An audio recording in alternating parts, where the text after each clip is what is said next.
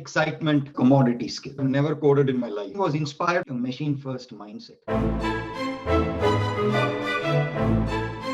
The person who first delivered a bot, and she presenting her bot and saying that I've never coded in my life.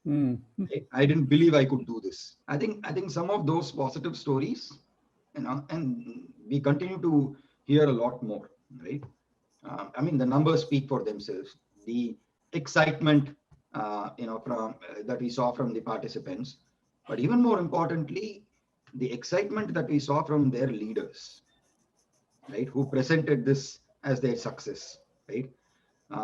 I mean, there is another team that does sales reporting, for the digital services organization, and that team has to collate reports across 5 different verticals, the pipeline, right?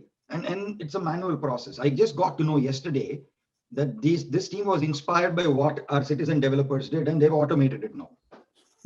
I think it takes about 2 full days for us to do it. We figured out that this can be automated because it's the same process of taking this report and collating it. They said we've now done it, Sundara, and the reason it came up is because I said I want to change the reporting.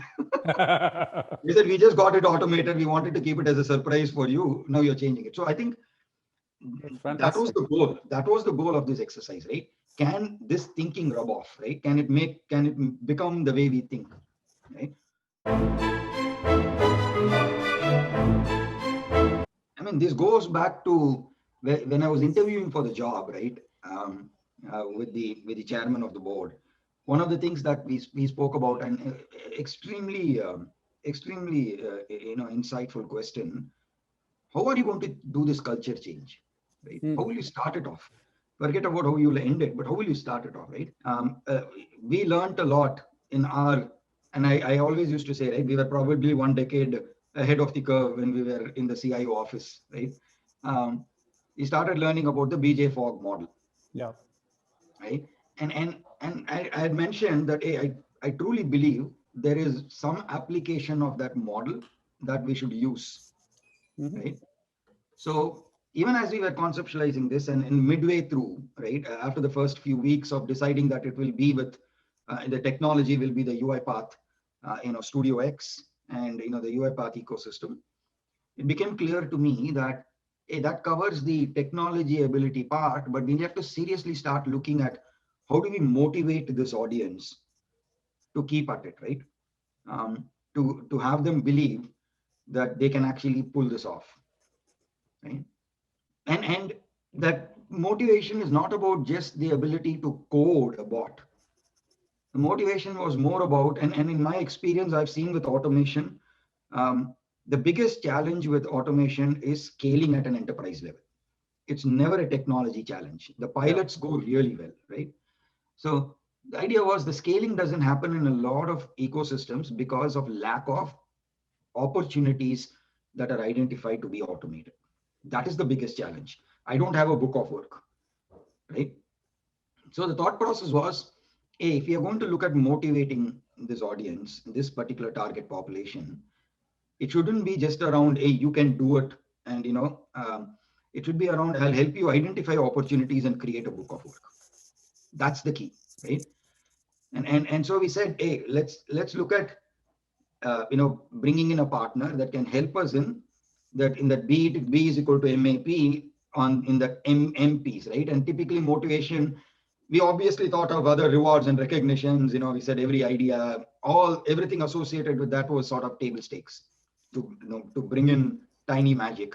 And I remember the conversation we had about, we'll do 15 weeks of this, followed by that. And he said, no, it has to be integrated. We have to do it together. But the real thought was, can we actually introduce, a sort of an intervention where people, are helped in such a way that their behavior starts to change, right? Everything I look at, I start looking at, okay, how is it that I can optimize this? How is it that I can make it much better, right?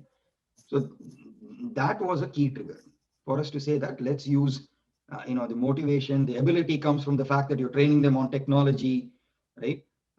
So we said that combination, right, is essential, because without that, the feeling was this will become a theoretical exercise and a technology training. Yeah. Right? And I've seen it when we've implemented this, for a few of our customers in my past life. It became a COE-driven program, right? And I wanted this. At least my vision was this should become a reskilling program, not a technology program, right? And so if you have to do that, rather if you don't do that, then my worry was it will become, only certain people can do it, right? It becomes about the special few that can become coders. Yeah. So we said no, we have to make it broader than, right? And with that, my own belief system based on what we've learned over the years is at that point was the best way to reward somebody who's struggling through multiple things is to give them more training and enable their skills, right? And when they go through that challenge and overcome it, they feel much better about themselves, right? So we said the biggest thing was um, see conviction for the leadership on new technology. We are trying to change the culture of a company. We are working on changing the mindset of people that are leaders that have done their job for over 20 years, 25 years. So they've seen a certain degree of success. They know what works, what doesn't. So my biggest challenge was how do we make them think differently? And the thought process was if we do this grounds up movement, then the conviction that, oh my God, my teams are able to pull this off. So this is real. The ability to actually deliver, automation very quickly and show value is actually very real. Then that conviction, it reinforces the belief system. And, then we are able to take it to our customers and say, we actually know this because we've done it. Because as we were going through this discussion in the exec team, I pitched this idea to say that why don't we try this citizen development, but as an experiment. In Firstsource, starting from the exec leadership, there was a humility to say, hey, we don't know this. We are willing to learn. The initial, when we made this pitch, one business unit leader just jumped in and said, hey, I'd love to be part of that. Why don't we do the pilot with my team? So Vipul was right from the beginning. He was like, hey, this actually seems like an idea that we should try, right? And that was big because even when we were thinking through the program, the conceptualization of the program, uh, every step was between me, the CHRO, and the CEO.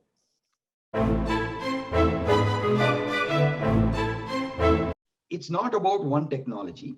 It is about multiple technologies, and you can replicate it, right? If you're doing it, you make it integral to everybody in your organization, right? To the way they bring their skill set. So the idea was every first sourcer has a red cape, right? So, typical associate that comes to the table, if he or she is 100% productive, a first source employee will be 130% productive, right? Because you know what, like Superman and Superwoman, I have a red cape, right? And that red cape for me is this ability that I bring to the table. Our digital first, digital now philosophy, right?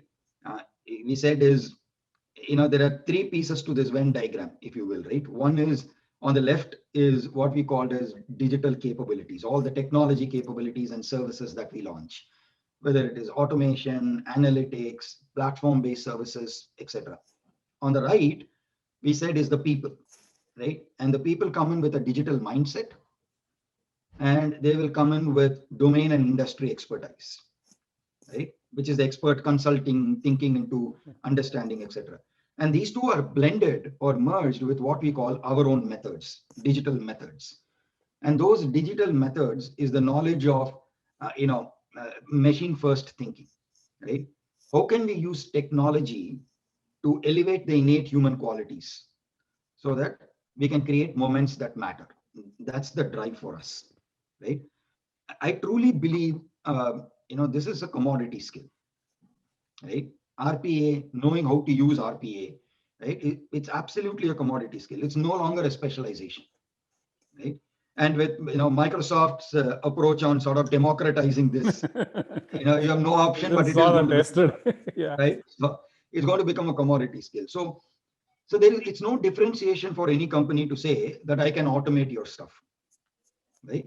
The differentiation, in my opinion, is that mindset, right? That's the only way I think. Brilliant. So wherever I've had this conversation, right, I'm talking to a large medical devices manufacturer later today.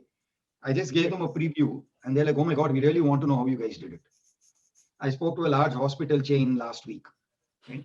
So I think that what resonates with enterprises and large organizations is, can we actually create this mindset, a machine first mindset, right? Instead of just being on paper, can we create it, right? In a pilot audience, can we expand it and make it enterprise wide? I think that's the key. That's where this will go.